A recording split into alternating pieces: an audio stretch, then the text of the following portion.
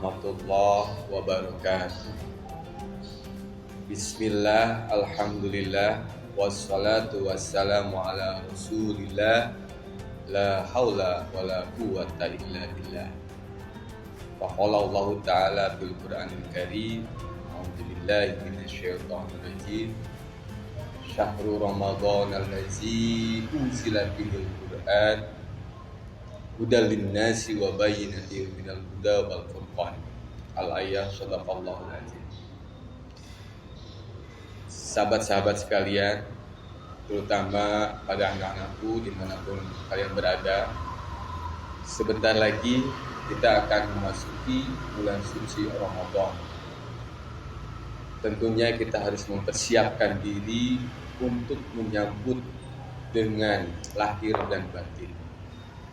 Anakku sekalian, di dalam bulan Ramadan, sesuai dengan ayat Al-Quran, surat Al-Baqarah, ayat 185, bahwa di bulan Ramadan itu diturunkannya Al-Quran.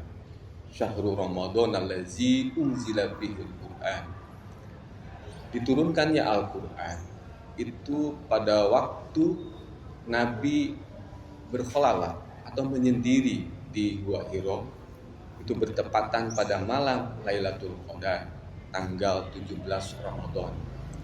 Nabi berkhalawat menyendiri, mendekatkan diri kepada Allah untuk mementingkan umatnya, untuk memikirkan bagaimana umat ini ke depan, sehingga turunlah Al-Quran memberikan petunjuk kepada Nabi. Sesuai dengan ayat tadi bahwa Al-Quran hudal linnas, sebagai petunjuk manusia. Al-Quran sebagai petunjuk manusia, tidak hanya sebagai orang yang beriman saja. Ini kepada umumnya manusia, bahwa yang tidak beriman pun Al-Quran menjadi petunjuk. Apalagi kita yang sudah beriman, beragama Islam tentunya, itu akan menjadi petunjuk. Sahabat-sahabat sekalian, bahwa Al-Quran menjadi buku petunjuk itu seperti kita membeli alat-alat elektronik ataupun kendaraan, misalkan ya, sepeda motor, kita membeli sepeda motor. Di dalam membeli sepeda motor itu seperangkat biasanya dengan buku petunjuknya. Sehingga di dalam buku petunjuk itu dijelaskan bagaimana perawatannya, kemudian bagaimana ganti suku cadangnya atau kapan ganti oli yang terbaik, itu dijelaskan di dalam Al-Quran. Begitu juga manusia. Manusia adalah produk dari Allah Subhanahu wa Ta'ala, dan Allah menurunkan Al-Quran sebagai buku petunjuk. Ini dijelaskan di dalam Al-Quran bahwa manusia kalau ingin selamat dunia dan akhirat, maka harus mengikuti buku petunjuk, yaitu Al-Quran. Salah satu contoh misalkan di dalam hubungan.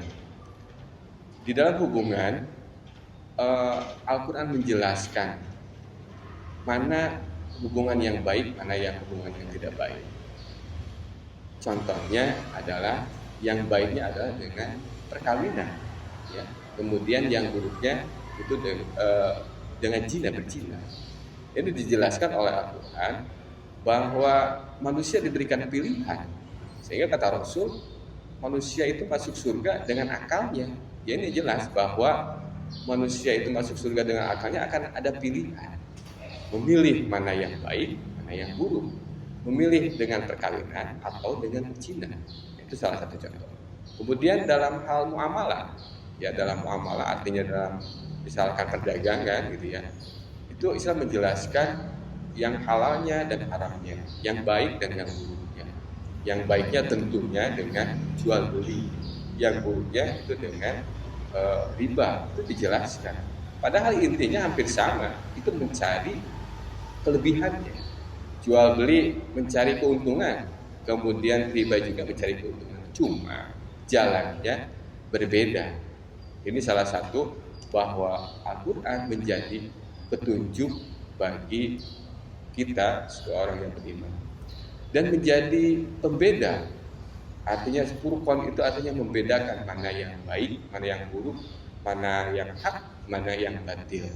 Nah, sahabat-sahabat sekalian, ini kesempatan bagi kita untuk di dalam bulan suci Ramadan ini dimanfaatkan untuk menjelaskan, mengamalkan dengan cara baca. Kalau sudah bisa membaca, kemudian kita lanjutkan untuk bisa memahami makna dari Al-Quran. Kemudian sudah tahu atau sudah paham maknanya, kita menjalankan Al-Quran. Mudah-mudahan kesempatan di bulan suci Ramadan ini dengan banyak membaca, banyak memahami, mentadaburi dan menjalankan apa yang ada di dalam Al-Quran, insya Allah bulan suci Ramadan ini kita membaca Al-Quran, setiap satu hurufnya akan dibalas berkali-kali lipat. Mudah-mudahan di dalam bulan suci Ramadan ini kita diberikan kesehatan untuk menjalankan aktivitas amalan di bulan suci Ramadan.